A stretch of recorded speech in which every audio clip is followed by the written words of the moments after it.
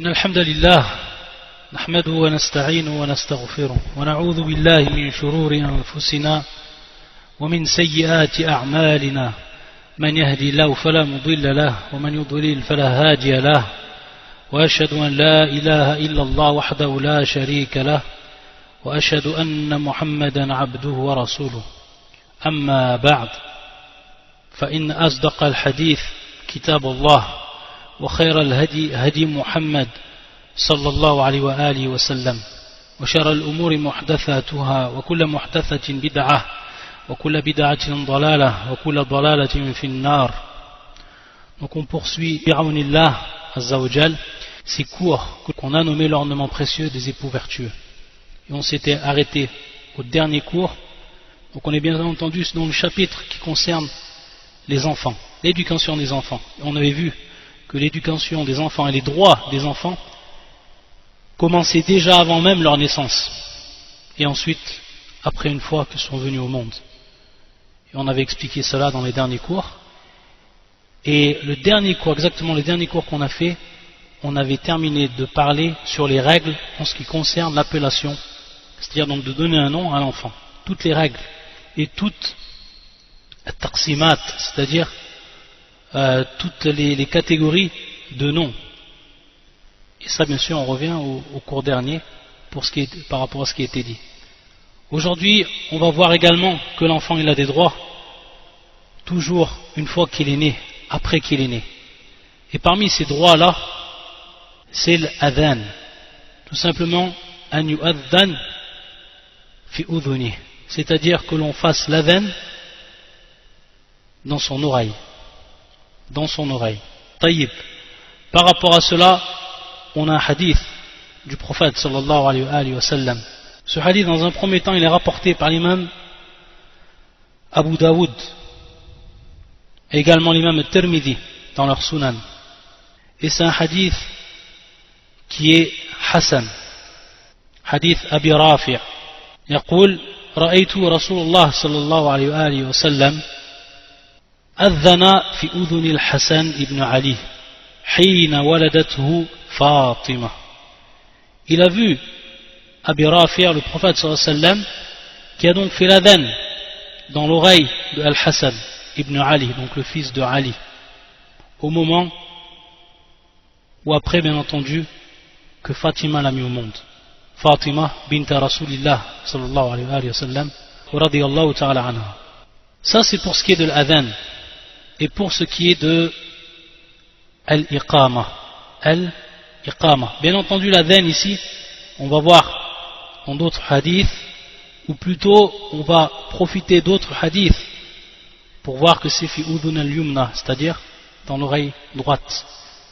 Pour ce qui est de l'iqama, fi udhun al-yusra, c'est-à-dire pour ce qui est donc de dire l'iqama dans l'oreille gauche donc de l'enfant.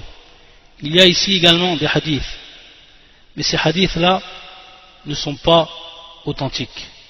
Et parmi ces hadiths, ce hadith qui est le suivant: Man wulida lahu mawlud fa'adhana fi udhunihi al-yumna wa aqama fi udhunihi al-yusra lam tadurru as-sibyan. Wa fi riwayat rufi'at anhu as-sibyan. Tout simplement, ce hadith-là, qui est un hadith rapporté par Abu Ya'la fi Musnadi min hadith Al-Hussein ibn Ali, et qui est un hadith qui n'est point authentique, bel encore pire que ça, c'est un hadith qui est mawdu'. Un hadith qui est mawdu'. Qu'est-ce que ça veut dire ça, mawdu'? Lorsqu'on dit le hadith mawdu', qui vient du verbe wada'a, c'est tout simplement un hadith qui était, si on le traduisait littéralement, qui est un hadith qui a été posé. C'est tout simplement, lorsqu'on dit le hadith al-mawdu' ou le hadith al-makdhub ala rasulillah sallallahu alayhi wa sallam, c'est le hadith donc dont on a menti à propos du prophète sallallahu alayhi wa sallam, tout simplement parce qu'on a dit que c'est la parole du prophète et ce n'est pas sa parole. Donc on a menti à propos du prophète sallallahu alayhi wa sallam. Et bien entendu, c'est le pire, c'est la pire des choses, et c'est le pire des hadiths, dans le sens où c'est celui qui va venir dans la catégorie la plus basse dans ce qui concerne les hadiths, bien entendu non authentiques. Al-hadith al-mawdu' ou al-hadith al-makdhoub. Al-makdhoub, bien entendu makdhoub, qui vient donc du terme lui-même mensonge, le mensonge, al-kadhib. Et pourquoi cela? Parce que dans l'isnad de ce hadith-là, où il est précisé que l'on doit faire l'iqama, donc dans l'oreille gauche de l'enfant lorsqu'il naît, c'est qu'il y a deux personnes qui eux mentaient par rapport au hadith, et qui est Yahya ibn al-Ala ou Mirwan ibn Salim, et qui sont deux rapporteurs, comme l'a précisé l'imam Al-Albani et d'autres grands savants, qui donc mentaient et rapportaient des hadiths qui étaient donc des mensonges. Wallah al-Musta'an. Et on va s'apercevoir que ce hadith-là, il a été cité par certains savants, et qui ont tout simplement précisé que ce hadith, il était da'if, c'est-à-dire un hadith qui était faible. Le fait de dire que c'est un hadith tout simplement faible, il y a une différence entre dire que c'est un hadith qui est uniquement faible et le fait de dire qu'il y a un hadith qui est un mensonge sur le prophète sallam, c'est-à-dire hadith mawdu' ou makdhoub, car c'est le pire des hadiths qui puisse exister par rapport, bien entendu, dans fi aqsam al-hadith al-da'if. Bien entendu, ça rentre dans la catégorie des hadiths qui ne sont bien entendu non authentiques.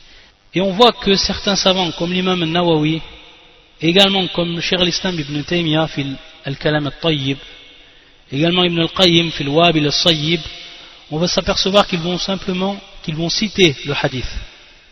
Et pour ce qui est de Ibn al-Qayyim, également de Cheikh al-Islam ibn Taymiyyah, ils vont tout simplement dire que c'est un hadith qui est da'if, sans préciser qu'il est mawdu'. Donc ici c'est une précision que l'on dit et que l'on donne, que c'est bel et bien un hadith qui est mawdu', comme l'a mis en évidence Muhaddith al-Asr, Cheikh al-Albani et d'autres savants encore. Donc un hadith qu'on ne peut absolument pas mettre en pratique. Pour ce qui est de ce adhan, quelle va être la hikmah dans cela? Qu'est-ce que nous ont cité les savants? Qu'est-ce qu'ils ont mis en évidence comme sagesse? Le fait que lorsque l'enfant il naît, on va donc faire l'adhan dans son oreille droite. Dans son oreille droite. Parmi ce qu'a cité Ibn al-Qayyim, rahmatullah alayh, pour ce qui est de sir al-adhan, c'est-à-dire donc le secret de cet adhan, il dit que la première chose à ce moment, la première chose qui va frapper et transpercer l'ouïe du nouveau-né, donc l'audition, c'est ces mots. C'est ces mots donc qui vont être compris dans l'adhan et qui vont comprendre la grandeur d'Allah Azza wa Jal. Et le témoignage par lequel on rentre dans l'islam. Donc regardez ce rappel qui va être fait. Ça c'est une grande hikmah, c'est une grande sagesse, c'est un des secrets de faire cet acte-là. L'adhan, de dire donc l'adhan dans l'oreille du nouveau-né, au moment où il arrive dans cette dunya. Et on va s'apercevoir d'une chose, c'est qu'au moment où l'enfant est né, il va donc entendre kalimat al-tawhid, la ilaha illallah, kalimat al-tawhid. Et également ça donc c'est au moment où il rentre dans cette dunya. Et également au moment où il va sortir de cette dunya, de même on va lui rappeler, on va lui faire le rappel de ce kalimat al-tawhid, la ilaha illallah. C'est pour ça que le prophète sallallahu alayhi wa sallam, dans le hadith qui est rapporté par l'imam Muslim et d'autres encore, hadith de Abi Sa'id al-Khudri radiyallahu ta'ala anhu, يقول قال رسول الله صلى الله عليه وسلم لقنوا موتاكم لا إله إلا الله. Donc ici التلقين لقنوا بمعنى ذكروا, comme nous l'a rappelé l'imam al-Nawawi, بمعنى ذكروا, لقنوا qui est التلقين, qui est التذكير, donc qui est le rappel. Donc rappelez à vos morts la ilaha illallah, c'est-à-dire, comme on comprend ce hadith là, et qui est, comme nous l'a rappelé l'imam al-Nawawi, amru nadb, c'est tout simplement ici un ordre du prophète sallam, laqinu, parce que le verbe ici est à la sirat al-amr, qui est à l'impératif tayyib, mais c'est cet amr, cet ordre là, min bab al-istihbab ou min bab al-istihbab, c'est-à-dire que c'est conseillé, non obligatoire. Et at-talqin, comme on l'a dit, tafkir, donc c'est rappeler. Au moment où la personne elle meurt, au moment où elle agonise, au moment où elle est proche de la mort, alors à ce moment-là, on lui rappelle cette parole, La ilaha illallah. La ilaha illallah. Et on sait que dans un autre hadith, que celui dont sa dernière parole est cela, et cette parole-là, et bien entendu qu'il avait, on le comprend, qu'il avait bien entendu appliqué cette parole, qu'il l'avait comprise et qu'il l'avait appliquée durant sa vie, kalimat at-tawhid, il rentrera au paradis. Donc c'est pour ça qu'ici il y a le rappel. Il y a ce rappel au moment où la personne va sortir de cette vie d'ici-bas, pour aller rejoindre l'au-delà. Qu'on lui rappelle donc La ilaha illallah, que cette dernière parole qu'il dise avant de sortir de cette vie d'ici-bas, ça soit La ilaha illallah. Laqinu mautakum La ilaha illallah. Donc on voit que la première chose qu'il va entendre, l'homme, lorsqu'il vient dans ce monde, lorsqu'il est donc le nouveau-né, c'est cette kalimat at-tawhid, La ilaha illallah. Et au moment où il va sortir, c'est ce qu'il va également entendre. C'est ce qu'on va lui rappeler pour qu'ensuite il le dise. Et également parmi ce que va nous citer Ibn al-Qayyim, hurub al-shaytan, c'est-à-dire al-shaytan, c'est-à-dire que tout simplement le djab, il va s'enfuir. La fuite donc du djab au moment de la veine. Et on sait dans le hadith, muttafaqun alayhi, rapporté par l'imam al-Bukhari et l'imam Muslim, hadith Abi Huraira, lorsque le shaytan il entend la veine, qu'est-ce qu'il fait? Il s'enfuit. Il s'enfuit. Donc à ce moment-là, lorsque bien entendu l'enfant il va naître, et le shaytan il est proche de cet enfant-là, il surveille, alors lorsqu'on va le faire cet adhan-là également, il va avoir pour conséquence qu'il s'éloigne donc de cet enfant-là. Et donc on éloigne le mal du shaitan de cet enfant-là au moment où on va faire l'adhan. Également ce qu'on va s'apercevoir, ce que va nous citer également Ibn al-Qayyim, c'est que la première chose, la phase initiale, c'est da'wat al-tawhid, da'wat al-islam, et on sait que il en est ainsi pour al-fitra, fitrat Allah allati fatara an-nas 'alayha la tabdila li khalqillah dhalika ad-din al-qayyim. On sait que cette fitra, Allah Azza wa Jal, il a créé tout homme et tout nouveau-né suivant cette fitra. Et comme l'a dit le prophète sallallahu alayhi wa sallam, kullu mawludin yulad 'ala al-fitra, c'est-à-dire chaque nouveau-né né suivant cette fitra, et qui est donc le tawhid, cette fitra qui est le tawhid. C'est pour ça que le prophète sallallahu alayhi wa sallam nous informe dans une des khutbahs qu'il avait données, sallallahu alayhi wa sallam, min hadith Iyad ibn Himar al-Mujashi'i, lorsque le prophète sallallahu alayhi wa sallam, et qui nous rappelle lorsque le prophète, et nous rapporte ce que le prophète sallallahu alayhi wa sallam avait dit durant cette khutbah, et qui est bien entendu un hadith authentique rapporté par l'imam Muslim, wa inni khalaqtu ibadi hunafa kullahum, j'ai créé mes serviteurs hunafa kullahum, et le terme hunafa qui est le pluriel du terme hanif, wal hanif wal muwahhid, c'est celui qui concrétise, c'est celui qui donc applique le tawhid, hada al hanif, et celui donc qui s'éloigne du shirk et de toutes ses formes, hada wal hanif. Et donc Allah Azza wa Jal, il nous dit ici, et c'est ce que nous rapporte le prophète sallam à travers cette khutbah, wa inni khalaqtu ibadi hunafa'a kullahum, donc cette parole d'Allah Azza wa Jal, wa inni khalaqtu ibadi hunafa'a kullahum, j'ai créé donc mes serviteurs tous donc suivant cette caractéristique, al-hanifiyya. Donc ils sont tous des muwahhid lorsqu'ils naissent, les enfants, ils naissent tous suivant l'islam, suivant le tawhid. Et qu'est-ce qu'il a dit ensuite, subhanahu wa ta'ala, donc dans ce que nous a rapporté le prophète sallam dans cette khutbah, wa innahum atathum ash-shayatinu fashtalathum an dinihim, et ensuite est venu les djab et les a donc éloignés, les a donc fait dévier, fashtalathum bima'na, les a fait dévier an dinihim, de leur religion. Donc on voit que la première chose, al-amr al-awwal, la phase initiale, c'est le tawhid. Dans ce hadith, on s'aperçoit que c'est le tawhid, et que tous les enfants naissent suivant le tawhid. Et que c'est ensuite le shirk amrun tari, c'est-à-dire donc le shirk qui est venu ensuite des différentes voies, et parce qu'a insufflé le shaitan à l'homme. Donc c'est qu'ensuite va apparaître le shirk, et que l'homme va tomber dans le shirk, et va tomber dans le koufr, dans la mécréance. Ici on voit que lorsqu'on va faire l'adhan, donc on va précéder la da'wa du shaitan. Cette da'wa qui va venir ensuite du shaitan, on va la précéder. On va faire précéder cette da'wa par la da'wa du tawhid. La da'wa du tawhid lorsqu'on rappelle donc, et lorsqu'on fait l'adhan dans l'oreille de l'enfant. Parmi les choses également que l'on va faire par rapport au nouveau-né et qui rentrent dans la sunna du prophète sallallahu alayhi wa sallam, ce qu'on appelle at-tahnik, ce que l'on appelle at-tahnik. Et on va prendre également cet acte-là de la sunna du prophète sallallahu alayhi wa sallam. Hadith qui nous est rapporté par l'imam al-Bukhari et l'imam Muslim dans leur authentique.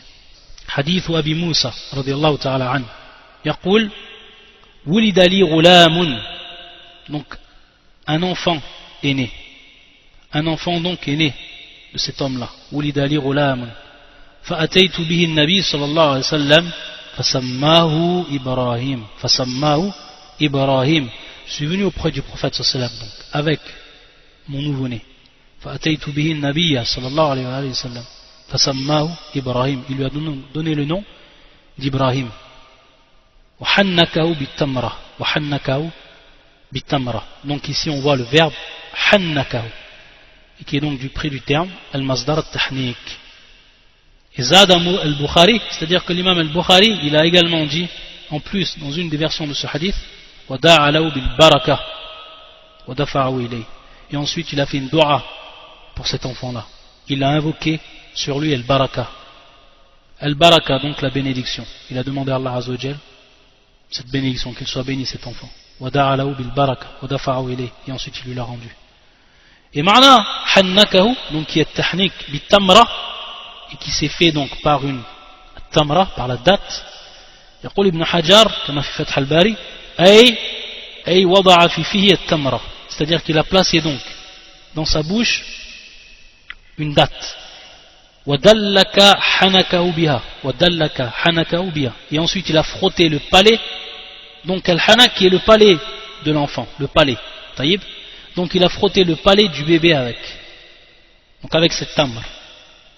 Et dans d'autres riwayat, comme on va le voir, le prophète sallallahu alayhi wa sallam a mâché cette tamr. Il l'a d'abord mâché, taïb, et ensuite il l'a placé donc, et il l'a frotté avec. Donc Dallaka, il a frotté avec cette date qui était mâchée, il l'a ensuite pris, et il a frotté donc le palais avec de ce nouveau-né. Et dans un autre hadith également, et on le cite en entier ce hadith parce qu'il y a également ici une grande hikmah, une grande sagesse. Et on va voir encore une fois quelle était la croyance et quelle était la foi de ces salaf, de ceux que l'on appelle as-salaf, de ceux que l'on appelle as-salaf as-salih, de ceux que l'on appelle les pieux prédécesseurs, pour voir quel était leur niveau de religion et pour s'apercevoir comment on est loin d'eux et comme il nous est donc obligé de les suivre. Fi sahihain, encore un hadith qui est rapporté par l'imam al-Bukhari et l'imam Muslim. Hadith Anas ibn Malik radiyallahu ta'ala anhu قال كان ابن لأبي طلحة يشتكي فخرج أبو طلحة. Abu Talha radiyallahu ta'ala anhu, il avait un enfant et cet enfant-là il se plaignait.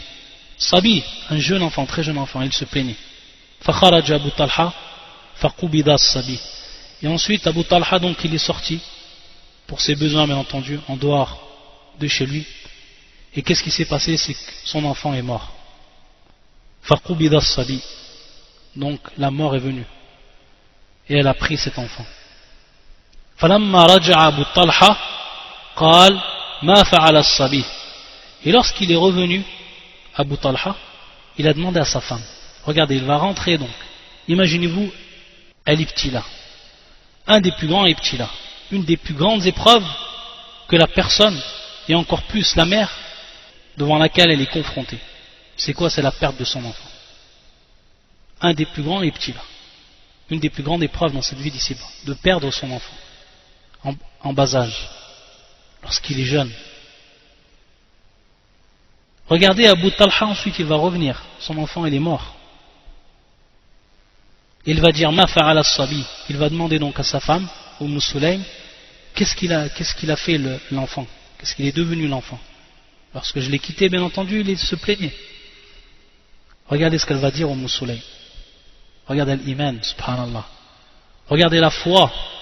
Staqul wa askanu ma kana faqarrabat ilayhi al-asha. Elle va lui dire cette expression. De par cette expression, Abu Talha, il va tout simplement comprendre qu'il s'est apaisé. Il était plus paisible de ce qu'il n'était. Tout simplement, il s'est donc apaisé. Hadawa wa askanu ma kana. Il s'est apaisé. Bien entendu, wa askanu ma kana, ce terme-là, également, il veut dire, et ça va être ce qu'elle va vouloir en fait, Sulaym, mais ce que va comprendre Abu Talha, autre chose, et c'est bien entendu voulu. Et donc, il y a la taklib, c'est-à-dire qu'elle n'a pas menti lorsqu'elle a dit cela, ou askanu makana, bien entendu, lorsque son âme a été prise à cet enfant-là, et on sait que les enfants des croyants, ils vont au paradis, les enfants des croyants, ils vont au paradis, wa askanu makana. Donc bien entendu, il est rentré, il est dans un endroit où il va être paisible. La shak fi dhalik. Faqarrabat ilayhi al-asha. Qu'est-ce qu'elle a fait? Elle a présenté à son homme le souper. Fata'asha thumma asaba minha. Qu'est-ce qu'elle a fait? Donc elle a mangé avec son homme. Il ne sait même pas qu'il est mort. Regardez donc cette foi, subhanallah. Regardez que son cœur à cette femme-là rempli et déborde de foi. Regardez la certitude et l'yaqin de cette femme-là. Que son enfant, il est revenu auprès d'Allah Azzawajal. Al-yaqin tam, subhanallah, une certitude totale par rapport à ça, qui va ici se concrétiser, qui va apparaître dans l'acte de cette femme-là. Qu'est-ce qu'elle va faire ensuite? Donc elle a présenté le dîner ou le souper à son homme. Ils vont ensuite souper et ensuite ils vont avoir un rapport. Regardez. Ils vont ensuite avoir un rapport. Donc regardez après ces petits-là, la femme, Sulaym, cette femme-là, cette grande femme, comment elle va donc réagir? Et elle sait que le risque min Allah, qu'un enfant il est parti et que Inch'Allah Ta'ala un autre va venir. Et qu'on appartient tous à Allah Azzawajal et qu'on revient tous à Allah Subhanahu wa Ta'ala. Falamma farara, c'est-à-dire ensuite donc, lorsqu'ils ont terminé, qalat waris sabi. Falamma asbaha Abu Talhata Rasulullah sallallahu alayhi wa sallam fakhbara. Donc bien entendu, elle a ensuite informé de ce qui était et de ce qu'il aurait réellement dû comprendre de cette parole-là. Et lorsqu'au petit matin, Abu Talha il est venu voir le prophète, il s'est présenté auprès du prophète sallallahu alayhi wa sallam, il lui a indiqué tout ce qui s'est passé. Faqal a'arastum al-layla qal na'am, c'est-à-dire donc une expression pour demander ce qu'il y a eu entre toi et elle, donc un rapport cette nuit. Et il lui a dit oui. Faqal Allahumma barik lahuma. Allahumma barik lahuma. Ensuite le prophète sallallahu alayhi wa sallam leur a invoqué pour les deux la baraka. Fawaladat ghulaman. De cette nuit-là, il est né donc un enfant. Faqala li Abu Talha ihmilhu hatta tati bi nabi sallallahu alayhi wa sallam. Donc elle a dit Abu Talha, prends cet enfant-là, une fois donc après qu'il est né, et va auprès du prophète sallallahu alayhi wa sallam. C'est-à-dire ensuite il est venu également avec des dates. فأخذه النبي صلى الله عليه وسلم فقال أمعه شيء قال نعم تمرات. Est-ce qu'il y a avec lui, donc avec cet enfant, quelque chose avec quoi tu es venu? Et il lui a dit, répondu oui, des tamrs, des dates. فأخذها النبي صلى الله عليه وسلم, il les a pris ensuite le prophète sallam فمضغها, donc il les a mis donc dans sa bouche et il les a mâchés. ثم أخذها من فيه, et ensuite il les a pris de sa bouche, فجعلها في فيه الصبي, et il les a placés donc dans la bouche de l'enfant. ثم حنكه وسماه عبد الله, et ensuite donc il lui a frotté le palais avec donc ses dates et il l'a appelé Abdullah. Donc ça c'est pour ce qui est de la sunna du at-tahnik, ce qu'on appelle donc at-tahnik, et qui est une sunna du prophète sallallahu alayhi wa sallam, et qui est mustahab, qui est donc préférable de le faire. Ensuite, la troisième chose également qui vient par rapport au droit de l'enfant, c'est ce qu'on appelle an-nasika, et également ce que l'on connaît sous le nom de al-aqiqa, et on va revenir sur ces noms-là, par rapport à ces noms-là. Al-aqiqa, on connaît, ou beaucoup plus de personnes connaissent cela sous le nom de al-aqiqa. Et qu'est-ce que al-aqiqa? Qu'est-ce que veut dire à la base ce terme-là? Al-aqiqa qui vient du terme ou du verbe aqqa, qui est donc le verbe qata'a, qui est le fait de couper, qui est donc le fait de couper. Taïb, comme le fait de couper les liens de parenté. C'est pour ça qu'on dit un enfant aq, un enfant donc qui a été ingrat envers ses parents. Aq. Et c'est pour ça que le prophète sallallahu alayhi wa sallam nous a indiqué que parmi les plus grands péchés, al-uquq, donc le fait d'être ingrat, l'ingratitude envers les parents. Al-aqiqa. Et qu'est-ce que signifie ce terme? Qu'est-ce qu'on veut dire par ce terme? Il faut savoir qu'il y a une divergence entre les savants. Certains savants, Abu Ubaid, qui nous rapporte de Al-Asma'i, et d'autres encore, ils disent que asluha ash-sha'r alladhi yakun ala ras as-sabi hinama yulad. C'est tout simplement l'aqiqa. Ces savants-là vont dire, certains savants vont dire que c'est tout simplement l'aqiqa, les cheveux qui sont présents donc sur la tête de l'enfant lorsqu'il naît. إنما سميت الشاة التي تذبح عنه عقيقة يعني بذلك الشعر عند الذبح. Donc on va tout simplement, où on a appelé cet acte-là, donc le fait que l'on va égorger un mouton lorsque l'enfant il naît, bien sûr pour ce qui est de l'enfant on verra 2 moutons, et pour ce qui est de la fille un mouton, donc الشاة, par rapport donc à ses cheveux. Taïb. Et c'est pour ça qu'on verra dans la suite du hadith que l'on va voir Amitu anhu al-adha, yani bidhalika ash-sha'r, donc dissiper de lui, donc de l'enfant, al-adha, donc le mal, le préjudice, et qui est ici donc ash-sha'r. Et d'autres savants qui ont délaissé cette parole, comme l'imam Ahmed et d'autres, et qui a dit rahimahullah innama al-aqiqa al-dhabhu nafsu. Donc al-aqiqa c'est tout simplement al-dhabh, c'est l'égorgement lui-même donc de la bête, c'est ce qu'on appelle al-aqiqa. Ala kulli hal, tout simplement pour savoir qu'est-ce que veut dire ce terme, qu'est-ce qu'on entend par là. Pour ce qui est de ce qu'on appelle mashru'iyya, donc de sa légitimité au niveau de la religion, on va revenir à un hadith du prophète sallallahu alayhi wa sallam, hadith qui se trouve auprès de l'imam al-Bukhari, un hadith Salman ibn Ammar, où le prophète sallallahu alayhi wa sallam yaqul ma'al ghulami aqiqatun, ma'al ghulami aqiqatun, donc avec l'enfant il y a donc ce qu'on appelle aqiqatun, donc ce qu'on a cité, et on sait ce qu'on veut dire par là. Donc c'est le fait d'égorger un mouton ou 2 moutons pour ce qui est de l'enfant, ou pour ce qui est bien entendu lorsque dit de l'enfant, que ce soit le garçon ou la fille. Fa'ahriqu anhu damman, donc faites couler par rapport à lui donc du sang. Et donc ici c'est donc faire couler le sang du mouton lorsqu'on va l'égorger. Wa amitu anhu al-adha, wa amitu anhu al-adha, et donc dissiper de lui al-adha, donc ce mal, ce préjudice. Mais on va voir qu'ici beaucoup de savants par rapport à la compréhension, wa amitu anhu al-adha, c'est couper en fait les cheveux, c'est couper donc les cheveux. Également un autre hadith du prophète sallallahu alayhi wa sallam, hadith Samura, et qui est un hadith rapporté par Al-Sunan, les gens des Sunan, donc l'imam Abu Daoud, Tirmidhi, etc.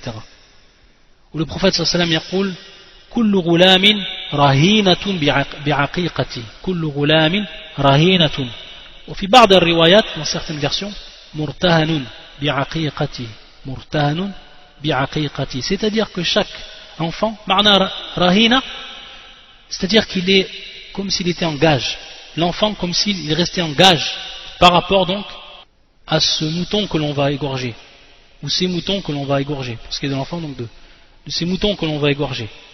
Donc l'enfant, que ce soit donc l'enfant, le garçon ou la fille, il est comme en gage, mahbous, comme s'il était mahbous, donc il est en gage, comme s'il était retenu, comme s'il était donc raccroché à cette aqiqa. Dès qu'on va la faire, cette aqiqa, il ne va plus être en gage. C'est ce qu'on comprend donc de cette parole du prophète sallam. Kullu ghulamin rahinatun bi'aqiqati, ou fi riwayatin murtahanu. Tuzbahu anhu yawma sabi'ihi, wa yusamma fihi ويحلق رأسه يوم السابع. Donc on va voir ici également la légitimité de l'égorger le jour ou le 7e jour. On va revenir par rapport donc au temps de la aqiqa ou an-nasika.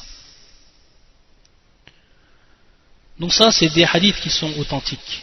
Également un autre hadith qui lui est également authentique, rapporté par l'imam Ahmed et l'imam Tirmidhi, mais le hadith à Aïcha, où le prophète sallallahu ici, il va faire la différence entre l'enfant mâle et l'enfant femelle. Anil ghulami shatan mutakafi'atan, yani mutasawiyatan fi sin ou mutaqaribatan. C'est-à-dire qu'on va comprendre par ce terme-là, anil ghulam shatan, donc deux moutons. Et mutakafi'atan, c'est-à-dire qu'ils sont le même âge, ou alors qu'ils sont proches l'un de l'autre par rapport donc à l'oisne, par rapport au poids, etc. Suivant donc l'explication des savants. وعن الجارية, donc الجارية ici بمعنى la fille. وعن الجارية شات, donc une chat tout simplement. Donc c'est ici la différence de ce hadith authentique qui va mettre la différence entre les deux. Et dans un autre, ou dans une version également de ce hadith, où on le précise, version rapportée par l'imam Abu Daoud, ويدمى والمحفوظ ويسمى, comme nous le rapportent beaucoup de savants. C'est-à-dire qu'il y a une autre version qui est venue de ce hadith où il est précisé ce terme-là, ويدمى. Et ma'na ويدمى, yudamma c'est tout simplement prendre le sang, donc du mouton, et le mettre et le faire couler donc sur la tête de l'enfant. Taïb. Ça en réalité c'était un acte que faisait Al-Jahiliya. Il faisait l'aqiqa, ou il la pratiquait l'aqiqa bien entendu. Mais ce qu'il faisait, c'est qu'il prenait donc le sang du mouton et il le faisait couler.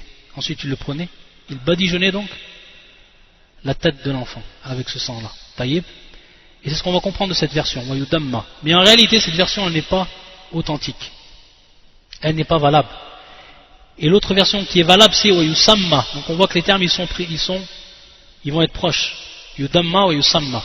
Et Yusamma c'est ce qui est retenu donc par les savants. C'est-à-dire que cette version est écartée wa Yudamma, on va prendre celle qui est retenue, c'est wa Yusamma. Donc on va lui donner le nom à ce moment-là. Ce moment donc on va lui donner le nom. Comme dans notre hadith qu'on a vu. Yawma Sabi'i. C'est pour ça que l'imam al-Mundhiri yaqul ad-dam adha. C'est-à-dire donc le sang est un mal, un préjudice. Wa min akbar al-adha. Ça fait même partie des plus grands préjudices, des plus grands maux. فغير جائز أن ينجس أو ينجس رأس الصبي بالدم. Donc il n'est pas permis de placer et de polluer donc la tête de l'enfant avec ce sang-là. Donc il n'est pas permis de faire cela. Et comme on l'a dit, ça faisait partie des habitudes des gens de la Jahiliya. Taïb, une question également ici qui va se poser par rapport lorsqu'on a dit la aqiqa et on a dit également an-nasika. Il faut savoir qu'il y a un hadith du prophète sallallahu alayhi wa sallam. C'est pour ça qu'on va voir que les savants ont divergé en deux paroles pour ce qui est de l'appellation de ce terme à la aqiqa. Est-ce que c'est quelque chose qui est détestable de dire à la aqiqa et que l'on doit dire an-nasika, ou est-ce que c'est permis que l'on dise le terme à la aqiqa comme il est permis donc de dire le terme an-nasika? Donc il y a deux avis des savants par rapport à cela. Certains qui disent que c'est détestable de prononcer le terme à la haqiqa, et d'autres disent que ce n'est pas détestable et que c'est permis. Taïb. Donc deux avis des savants par rapport à cela. Sur quoi ils vont se baser pour ceux qui ont dit que c'est détestable? Ils vont se baser sur un hadith du prophète sallallahu alayhi wa sallam qui est un hadith Hassan. Hadith qui est Hassan. Hadith rapporté par Amr ibn Shu'aib an Abi wa an Jaddihi. An Jaddihi. Amr ibn Shu'aib an Abi an Jaddi. Il y a beaucoup de hadiths qui sont rapportés par Amr ibn Shu'aib, donc qui le rapporte de son père et qui le rapporte de son grand-père. Et at-tahqiq, donc la parole la plus proche de la vérité auprès des muhaddithin, c'est que le hadith, bien entendu si la chaîne de transmission qui se trouve avant ces trois personnes est authentique, c'est que le hadith, de par la présence de ces trois personnes, va être Hassan, il va être Hassan, sachant qu'il y a un grand irtilaf auprès des muhaddithin par rapport aux versions ou aux hadiths qui sont rapportés par ces trois personnes. Amr ibn Shu'aib, an Abi, an Jaddi. Donc on voit que c'est du père, donc le fils, ensuite le père et le grand-père qui rapportent l'un de l'autre le hadith. Et il faut savoir que ce hadith-là parce qu'on le trouve dans la chaîne de transmission, ces 3 personnes, il est Hassan. Kama haqqahu Shaykh al-Albani et d'autres savants encore. Donc c'est un hadith qui est Hassan. Où le prophète sallam yaqul Inna Allah la yuhibbul uquq. Inna Allah la yuhibbul uquq. Wa ka'annahu kariha al-ism. Donc, ici on voit que le prophète sallam nous dit Inna Allah la yuhibbul uquq. Allah Azza wa Jalla n'aime pas donc l'ingratitude. On a vu que le terme al-aqiqa, il avait donc ici, il prenait également la même origine du verbe aqqa. Et donc on avait dit, donc aqqa al-uquq, et qui est donc l'ingratitude. C'est comme si donc il avait détesté donc le nom et l'appellation de ce terme al-aqiqa. Donc il était une appellation déjà que l'on retrouvait chez les gens de la Jahiliya. Et ensuite donc dans une version du hadith authentique, يقول النبي صلى الله عليه وسلم ومن ولد له مولود فأحب أن ينسك qui est le verbe et qui vient donc du terme nasika أن ينسك عنه فليفعل الحديث. Donc celui dont naît un enfant, s'il veut donc on voit le verbe utilisé ici أن ينسك عنه فليفعل, s'il veut donc faire cet acte là, donc d'égorger pour son enfant, alors qu'il le fasse. On va voir également que ce hadith il a une importance par rapport au hukm, par rapport au statut de An-Nasika. Ils ont pris donc comme preuve ce hadith, ceux qui ont dit qu'il est détestable de dire le terme Al-Aqiqa et que l'on doit dire en réalité Nasika. Et ceux qui vont dire que ce n'est pas détestable, ils vont tout simplement revenir au hadith qu'on a cité, où le prophète sallallahu alayhi wa sallam a employé le terme Al-Aqiqa, où le prophète sallallahu alayhi wa sallam il a employé le terme Al-Aqiqa. Et qu'est-ce que va nous dire à ce propos-là l'imam Ibn al-Qayyim, rahmatullah alayh? Qu'est-ce qu'il va en fait lui conclure par rapport à cette question? Et qui est une question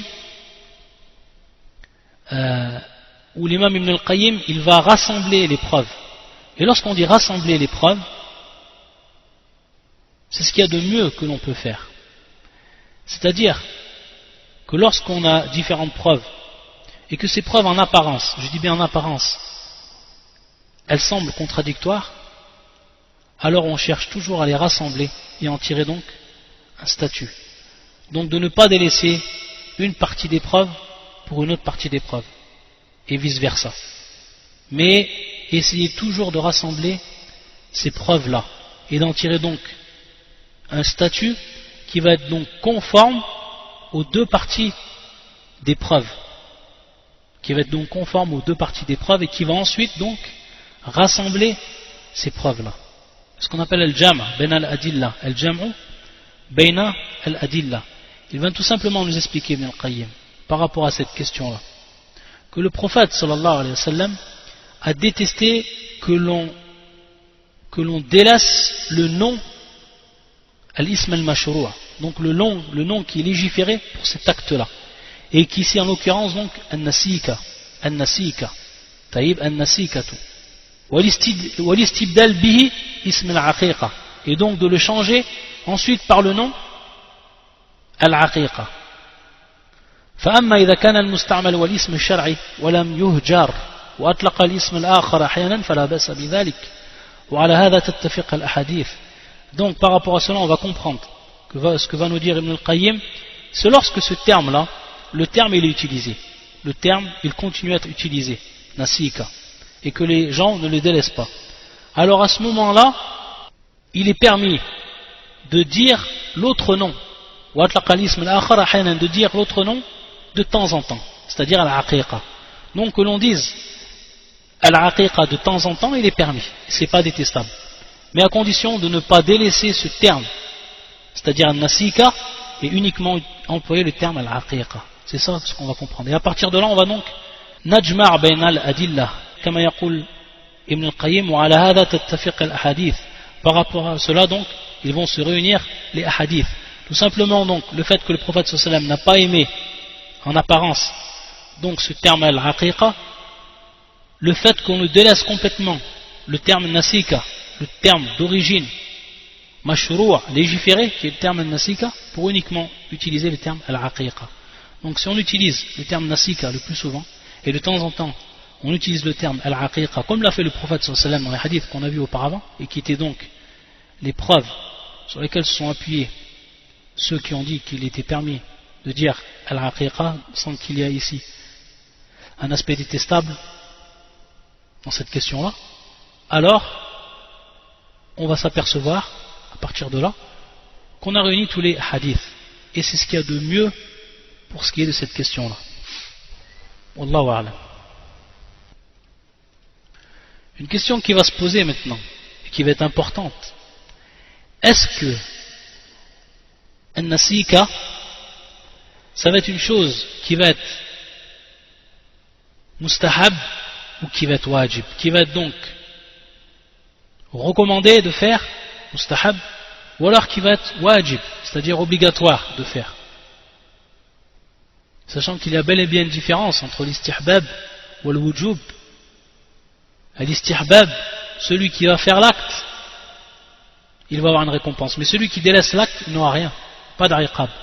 Contrairement à l'wujub, l'obligation, celui qui va la faire, il va avoir une récompense, et celui qui va délaisser, il va avoir lui un châtiment. Ou yastahiq al-iqab, c'est-à-dire qu'il va mériter le châtiment, pour être encore plus précis. Comme l'ont précisé beaucoup d'usuliyoun, yastahiq, c'est-à-dire yastahiq, peut-être qu'il sera puni, mais peut-être qu'il ne sera pas puni. Taht mashiatillah, c'est pour ça qu'on dit yastahiq al-iqab. Donc il méritera le iqab, le châtiment. Donc plus précis de dire, il aura le châtiment. Il faut savoir que les savants ont divergé en deux avis pour ce qui est de cette question-là. Et que l'avis des trois grands imams, que ce soit l'imam Malik, et l'avis également de Ahlul Medina, des gens de Médine, l'avis également de l'imam Shafi'i, et l'avis de l'imam Ahmad, rahmatullah ala al-jami', qui voient que c'est mustahab, qui voient que c'est recommandé, et non wajib. Et parmi les preuves qu'ils vont prendre, le hadith qu'on a vu précédemment, lorsque le prophète sallallahu alayhi wa sallam il a dit,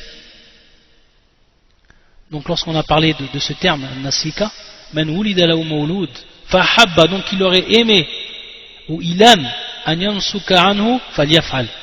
Donc que l'on fasse un nasika, donc dégorger, alors qu'il le fasse. Donc on va comprendre, de par ce terme, fahabba, qu'il aime, on va comprendre ici que c'est recommandé, et que c'est bien, mais que ce n'est pas une bab al-wujub, sinon, un autre terme aurait été utilisé par le prophète sallallahu alayhi wa sallam. C'est-à-dire que le terme fahabba ici, et le terme également falyaf'al, c'est-à-dire qu'il fasse, donc suivant ici le choix qui va être donné. Donc un choix qui va être donné, c'est ce qu'on comprend de façon évidente de la parole du prophète sallallahu alayhi wa sallam. Ça c'est parmi les preuves qui vont être données par les gens qui ont dit que c'est mustahab. Ceux qui ont dit que c'est wajib, et parmi les savants, Al-Hassan al-Basri, également Layth ibn Sa'd et d'autres savants encore, ils vont tout simplement revenir à un hadith ou une des lèvres qu'on a déjà vu du hadith, lorsque le prophète sallallahu alayhi wa sallam il a dit cette parole, kullu ghulamin rahina, et dans une autre version on avait dit murtahanun. Qu'est-ce que ça veut dire donc? On peut revenir à l'explication de ce hadith. On avait dit que c'est donc comme s'il était en gage l'enfant, tant qu'on n'a pas encore égorgé pour lui, tant qu'on n'a pas égorgé donc pour lui. Certains savants ont donné une explication, pourquoi il est mahbous, pourquoi il est murtahan. Qu'est-ce qu'on va comprendre de ce terme là exactement? Il y en a en réalité. Certains savants comme l'imam Ahmad et d'autres, ils vont dire tout simplement qu'il va être Yawm al-Qiyamah, le jour du jugement, il va être déshérité, si on peut dire comme cela, déshérité donc de faire des doigts pour ses parents, et an yashfa' li walidayhi, et qu'il fasse intercession pour ses parents. Ça c'est l'explication qui a été donnée par l'imam Ahmed et d'autres, et on va voir que Ibn al-Qayyim al-Jawzi rahmatullah alayh, il va réfuter cette explication. Ala kulli hal, c'est tout simplement pour essayer de comprendre ici l'importance de ce hadith et de voir comment eux ils se sont appuyés sur ce hadith pour donc prouver l'obligation de cela. Vu qu'il y a une si grande importance, donc cette importance, on va en déduire donc ici une obligation. Ça, c'est la principale preuve qu'ils vont avoir. C'est la principale preuve en réalité qu'ils vont avoir pour ce qui est donc de cette question-là. Et il y a d'autres savants, et ça c'est Fuqaha al-Hanafiya, donc les jurisconsultes du madhab al-Hanafite qui ont été dire eux et qui ont vu que c'est carrément détestable de faire un nasika. c'est-à-dire d'égorger pour l'enfant. Naam. Ça c'est un troisième avis en réalité, et c'est un avis qui est marjouh, un avis donc qui n'est pas valable par rapport à toutes les preuves qu'on a vues, et il veut tout simplement, ils vont reprendre le hadith du prophète sallam, inna Allah la yuhibbul uquq. Taïb, comme si en fait ils avaient compris du hadith que le prophète sallam n'a pas aimé cette aqiqa, donc al-aqiqa. Taïb, et on a vu que la compréhension ici c'était par rapport à la tasmiya, par rapport donc à l'appellation du terme al-aqiqa. Pour ce qui est de al-waqt, pour ce qui est du temps, à quel moment donc on va égorger 2 moutons pour l'enfant, donc chat, le terme ici chat, et un mouton pour la fille. À quel moment on va le faire? On a vu que dans le hadith, il est venu Yawm Sabi'i, le 7e jour. Et on va voir que comment on va compter le 7e jour. L'imam Malik va nous expliquer, rahmatullah alayh, l'imam Malik, qu'est-ce qu'il nous dit par rapport à cela? La yu'addu al-yawm alladhi wulida fihi illa an yujada qabla al-fajr min laylati dhalika al-yawm. C'est tout simplement que on ne va pas compter le jour, donc pour compter les 7 jours, on ne va pas compter le jour où l'enfant il est né, dans lequel il est né. On ne va pas compter le jour au moment où il est né. Ce jour-là, on ne va pas le compter pour compter les 7 jours. Taïb. Illa an yujada qabla al-fajr min laylati dhalika al-yawm. Sauf s'il naît avant le fajr. Pour bien comprendre ce que dit l'imam Malik, il faut savoir qu'en islam, et comment on compte les jours et les nuits, il faut savoir que la nuit elle précède le jour. Que la nuit elle précède le jour. Pour bien comprendre la parole de l'imam Malik. Que la nuit elle précède le jour. C'est-à-dire que nous on dit dans un premier temps, on dit Laylatul Jumu'ah, titre d'exemple. On dit donc la nuit du Jumu'ah, qui va commencer à partir du Maghrib et qui va se terminer à partir du Fajr. Après le Fajr, on a la journée, Yawm al-Jumu'ah, on a la journée du Jumu'ah. Donc la nuit, elle précède le jour, c'est comme ça qu'on compte dans Ash-Shara, dans la législation. Et donc, lorsqu'on dit Laylatu al-Jumu'ah, tout simplement comprendre que c'est bien entendu avant Yawm al-Jumu'ah. C'est qu'à partir du Maghrib, donc on a eu le Khamis, la journée du jeudi, on rentre dans la nuit du vendredi de par le Maghrib, lorsqu'on est rentré. Après le Maghrib, on est rentré dans la nuit du Jumu'ah. Et ensuite, après le Fajr, se termine la nuit du Jumu'ah. Et commence le jour du Jumu'ah. Se termine le jour du Jumu'ah avec le Maghrib. Et on va rentrer dans la nuit du samedi. Al-Sabt. Et ensuite, la nuit du Sabt se termine avec Al-Fajr. Et après le Fajr, on commence dans la journée du Sabt. Et comme ça, les 7 jours de la semaine. Donc, qu'est-ce qu'on comprend à partir de là? Si on prend l'exemple encore du Jumu'ah, si l'enfant est né le jour du Jumu'ah, donc après le Fajr, on ne compte pas cette journée-là pour compter les 7 jours. Par contre, s'il naît avant le Fajr, alors on compte ce jour-là. On compte donc le Jumu'ah. On compte donc le vendredi. S'il naît avant, donc le Fajr. Donc s'il naît durant la nuit de cette journée-là. C'est pour ça qu'il dit l'imam Malik, qabl al-fajri min laylati dhalika al-yawm. Min laylati dhalika al-yawm. Donc de la nuit de ce jour-là. Et qui va être le jour ici, le Jumu'ah. Et donc la nuit, elle a précédé donc le jour. Taïb. Donc c'est comme ça qu'on compte. Pour que ce soit clair pour tout le monde, c'est comme ça qu'on compte. Pour savoir quand on va faire al-aqiqa. Et également, il faut savoir que ici, at-taqyid, c'est-à-dire le fait que l'on dise le 7e jour. Il y a également d'autres paroles des savants, et également une parole de Aïcha qui va citer le 14e jour. Si on n'a pas fait le 7e jour, ça va être le 14e jour. Si on n'a pas fait le 14e jour, ça va être le 21e jour. Donc 7 par 7. Taïb, ça c'est aussi l'avis de l'imam Ahmed, la parole de l'imam Ahmed et d'autres savants encore. Taïb, donc ce n'est pas pris directement dans le hadith du prophète sallallahu alayhi wa sallam, mais pris d'une parole de Aïcha, et ensuite on suivi les paroles des savants, qui ont dit donc s'il n'a pas été fait le 7, alors il est préférable de le faire donc le 14. S'il n'est pas été fait le 14, il est préférable de le faire le 21. Et il faut savoir que, ici, que at-taqyid bidhalika istihbab, c'est-à-dire que le fait de le faire le 7e jour, ou le 14e jour, ou le 21e jour, adam min bab al-istihbab, c'est recommandé. Par contre, وإلا فلو ذبح عنه في الرابع أو الثامن أو العاشر أو ما بعده أجزأت والاعتبار بالذبح لا بيوم الطبخ والأكل. C'est-à-dire donc que si ça va être fait par exemple le 4e jour, ou ça va être fait le 8e jour, ou ça va être fait le 10e jour, ou alors après, ça va être compté, ça sera compté comme tel, c'est-à-dire qu'elle sera valable, cette nasika, elle sera valable. Taïb ajza'at, elle sera valable. Wal-i'tibar bid-dhabh, c'est-à-dire ce qui va être pris en compte ici, c'est al-dhabh lui-même, c'est ce qui est réellement pris en compte. Taïb, non le jour même où l'on va donc égorger, le jour où on va manger, et le jour où on va donc cuisiner de cette viande-là. Taïb, donc ce qui va être pris en compte, al-i'tibar, c'est al-dhabh. Donc il est recommandé de le faire 7e, 14e également, le 21e. Et si c'est fait dans d'autres jours, c'est également valable. Et bien entendu, pour ce qui est de Ash-Shah, ce que l'on va donc égorger, les ahkam ici, donc les lois reviennent exactement les mêmes lois que ce qu'on appelle l'Adhiya. Donc, pour ce qui est de l'Adhiya, c'est exactement pareil, c'est les mêmes lois, par rapport donc au shurut, par rapport aux conditions, pour ce qui est donc de l'animal que l'on va égorger.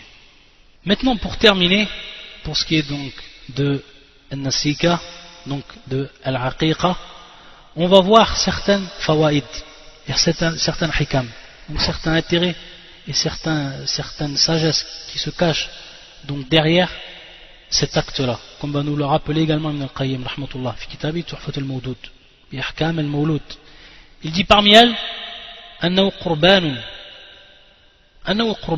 donc c'est un rapprochement d'Allah Azza wa Jal que l'on fait par rapport donc à l'enfant, au moment même où il va sortir, où il va apparaître dans cette vie d'ici-bas. Et cet enfant-là, il va profiter, rayat al-intifar, il va profiter réellement et totalement de cet acte-là. Comme il va profiter donc des doigts qui le seront faits. Également, comme l'a cité Ibn al-Qayyim, c'est qu'on va tout simplement lui ôter donc ce gage, lorsqu'on avait vu, on va donc lui ôter cela. Donc il ne sera plus gagé l'enfant. Également, par rapport à ce qui nous est cité, ce que nous cite Ibn al-Qayyim, anna fidya yufda biha al-mawlud. Donc c'est également une fidya. Comme cette fidya qui a été faite par rapport à Ismaïl, lorsque donc il avait donné l'ordre à Ibrahim d'égorger donc son fils Ismaïl, et qu'ensuite il a égorgé donc, et que c'est devenu une fidya, le mouton qu'il a égorgé à la place, al-kabsh.